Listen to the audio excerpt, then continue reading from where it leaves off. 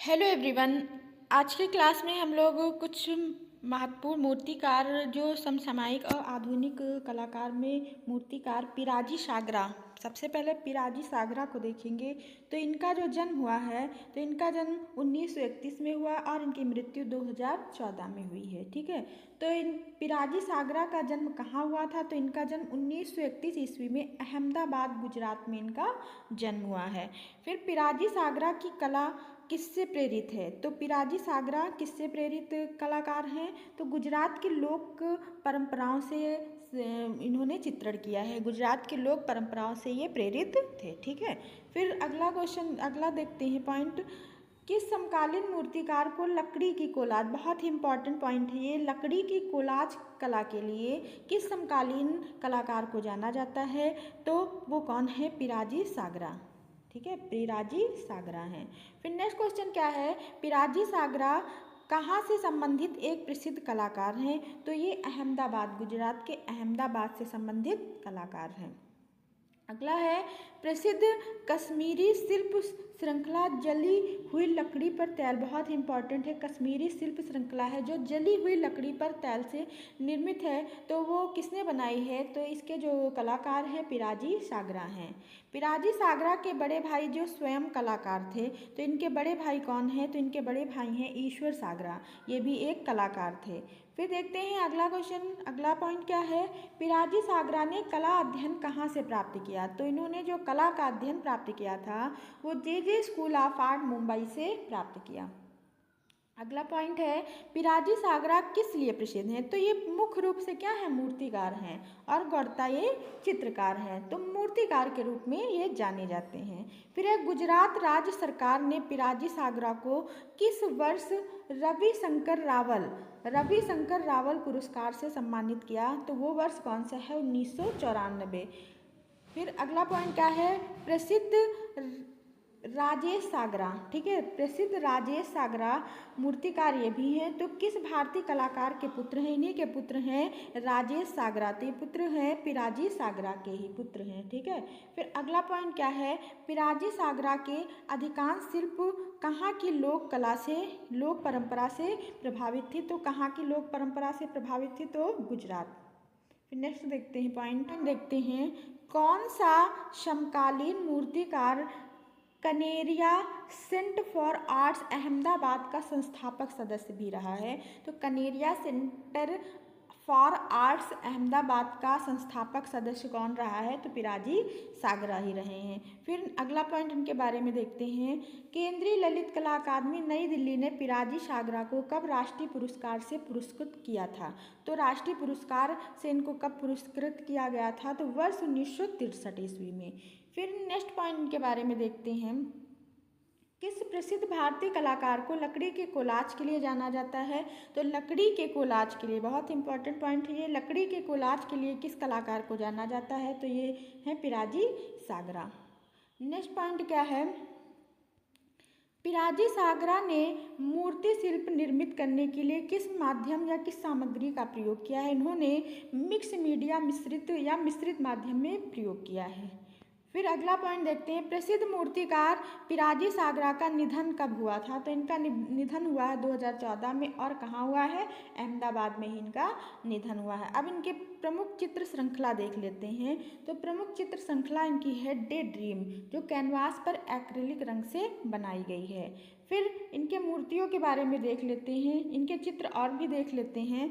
तो इनके पेंटिंग्स कौन कौन सी है? वाइट हट्स, सफ़ेद झोपड़ी भी कह सकते हैं, जो कपड़े पर तैल रंग से बनी है। फिर अगली पेंटिंग कौन सी है? ईशा, ये भी कपड़े पर तैल रंग से बनी है। काक मुर्गा, या काक कहिए या मुर्गा, तो ये कैनवास पर एक्रिलिक से बनी है। फिर है स्तूपा ऑफ नेपाल, ये बोर्ड पर मिक्स मीडिया से पेंटिंग बनी है। फिर है पनिहारी, ये जल रंग से पेंटिंग बनी है। फिर इनकी मूर्तियों के बारे में देख लेते हैं। तो इनकी मूर्ति बहुत ही प्रसिद्ध मूर्ति है, जो मूर्ति श्रृंखला है ये कश्मीर श्रृंखला, जो जली हुई लकड़ी पर ये तैल रंग से बनाई है। कश्मीर श्रृंखला। फिर अगली इनकी जो मूर्ति है बर्ड्स है, जो जली हुई लकड़ी पर ही बनी है और सैंड एल्युमिनियम से भी बनी है, लोहे की भी बनी हुई है।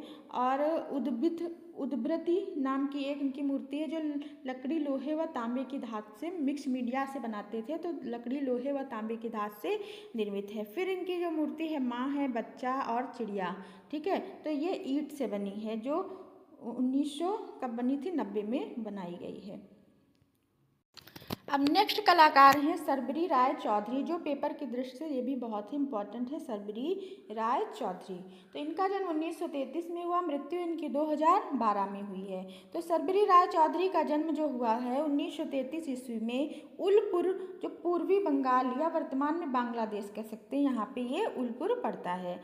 फिर देखते हैं सरबरी राय चौधरी के शुरुआती मूर्ति शिल्प जो थे वो सरबरी राय चौधरी के शुरुआती जो मूर्ति शिल्प थे वो किस कला से प्रभावित थे, तो किस कलावाद से प्रभावित थे, घनवादी से। किससे संबंधित थे, घनवादी कला से संबंधित थे।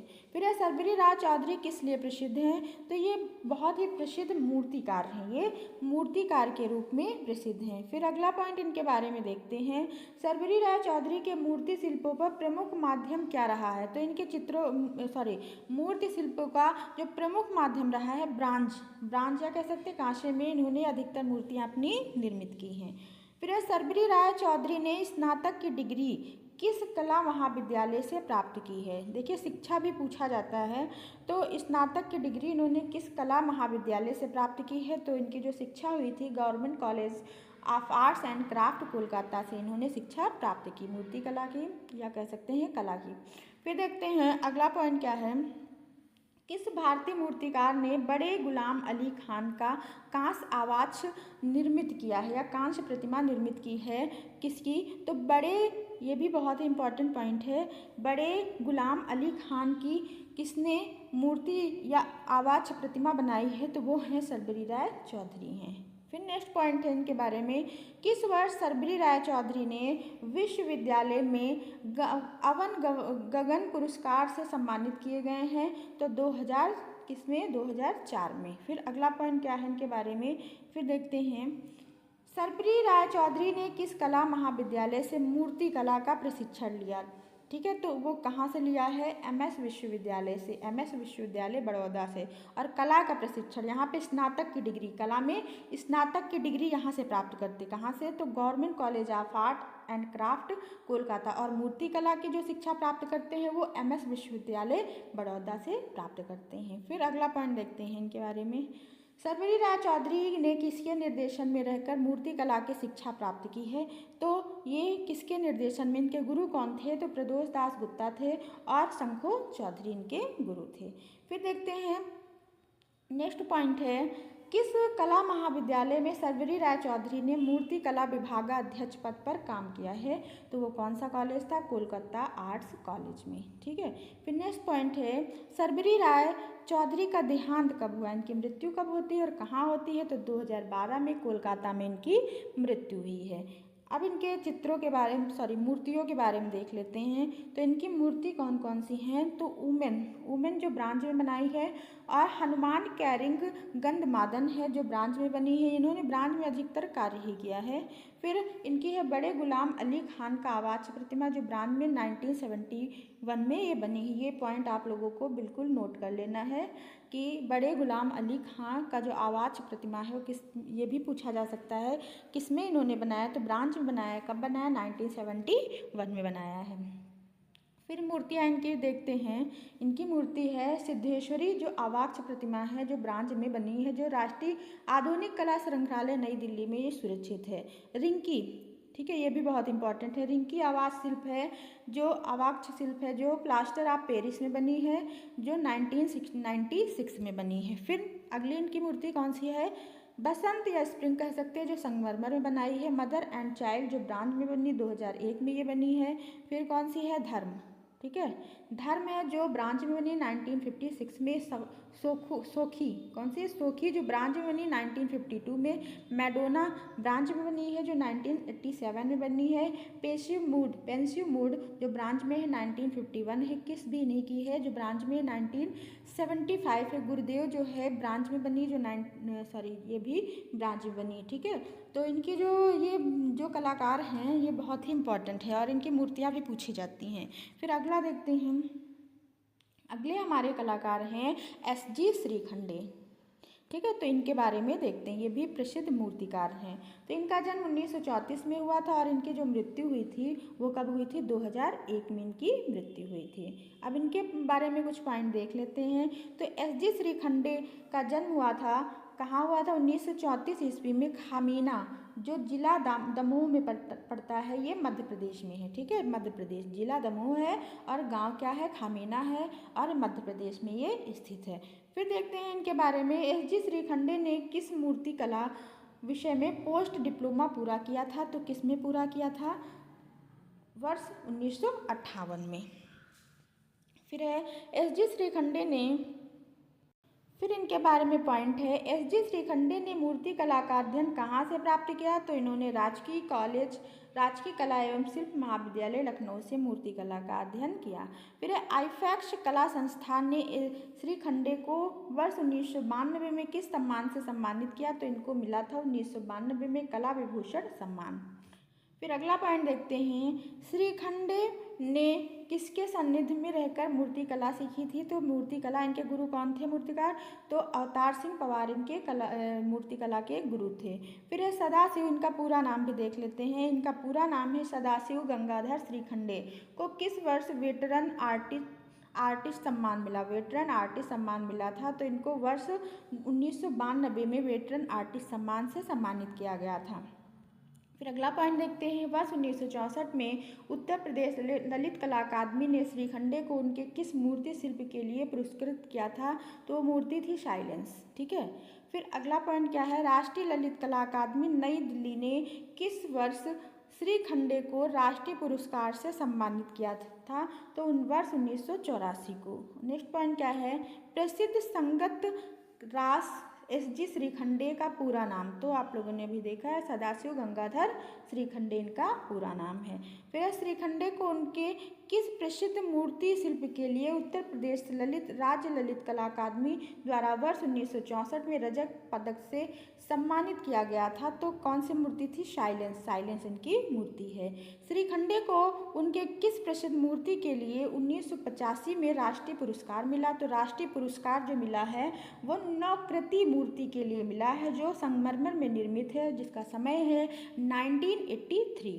फिर अगला देखते हैं। तो इसमें देख लेते हैं एक बार। जो राज्य ललित कला अकादमी का 1964 में रजत पदक मिला था तो वो कौन सी मूर्ति थी? वो साइलेंस मूर्ति थी। और जो राष्ट्रीय पुरस्कार मिलता है जो वर्ष 1985 में, तो वो कौन सी मूर्ति पर मिलता है? तो नौकृति मूर्ति पर मिलता है, जिसका समय 1983 है और ये संगमरमर से निर्मित है। और ये किस पश्चिमी कलाकार से बहुत ही प्रभावित थे? तो वो थे हेनरी मूर। अगला पॉइंट इनके बारे में देखते हैं। SG श्रीखंडे का संबंध किस महाविद्यालय से रहा है? तो आप लोग भी पढ़ चुके हैं, लखनऊ कला महाविद्यालय से। और प्रसिद्ध संगत रास श्रीखंडे का निधन, इनकी मृत्यु या निधन कब हुआ? तो 2001 में इनकी मृत्यु हुई थी। अब इनकी प्रसिद्ध मूर्तियों के बारे में देख लेते हैं। तो इनकी प्रसिद्ध मूर्ति है मदरहुड जो कांसा में बनी है। पेटू ये भी कांसा में है। दमयंती ये भी कांसा में है। युगल मिट्टी में बनी है जो 2000 इसका समय है, 2000 में बनी, सन 2000 में। थ्री फिगर्स जो कांसा में है। गायिका ये कांसा में। सिएस्टा भी ये कांसा में है। फिर देखते हैं ब्यूटी है, ये भी कांसा में बनी है। प्रतीक्षा है, ये भी कांसा में। उस्ताद कांसा और संगमरमर में। वाराणसी ये भी कांसा में है। बनारस के घाट ये भी कांसा में है। पैथोस ये भी कांसा में निर्मित है। सिंगर कांसा में निर्मित है। गांधी दर्शन, साइलेंस, स्नेम, मुर्गे जो क्ले में है, ठीक है, ये क्ले में है मुर्गे। लड़ते हुए बैल ये क्ले में है। सैनिक टेराकोटा में है जो 1965 में बनी है। फिर अगली इनकी मूर्ति देखते हैं। गर्भवती जो काला संगमरमर में है। आकार जो कास्ट में 1963 में बनी है। फिर नेक्स्ट देखते हैं स्त्री जो कास्ट में 19 1964 में है। टैगोर की लंबोदर मुखाकृति, टैगोर की लंबोदर मुखाकृति कांस्ट में 1973 में ये बनी मूर्ति है। फिर देखते हैं संगीतज्ञों की टोली जो कांस्ट में 1962 में बनी है। फ्लूट प्लेयर या बांसुरी वादक कह सकते हैं जो संगमरमर में बनी है। माइस्ट्रो पत्थर और कांस्य में 1990 में बनी है। मदर एंड चाइल्ड जो क्ले में बनी है जिसका समय है 2000। नौकृति जो है इसमें आपको ललित कला अकादमी नई दिल्ली में सुरक्षित है और इसमें राष्ट्रीय पुरस्कार इसके उसमें मिला था 1985 में शायद मिला था। तो ये संगमरमर से बनी है। फिर है हे राम, इनकी बहुत ही फेमस ये मूर्ति है हे राम जो कांसा में बनी है और जिसका जो वर्तमान में कहाँ है राष्ट्रीय आधुनिक कला दीर्घा नई दिल्ली में सुरक्षित है।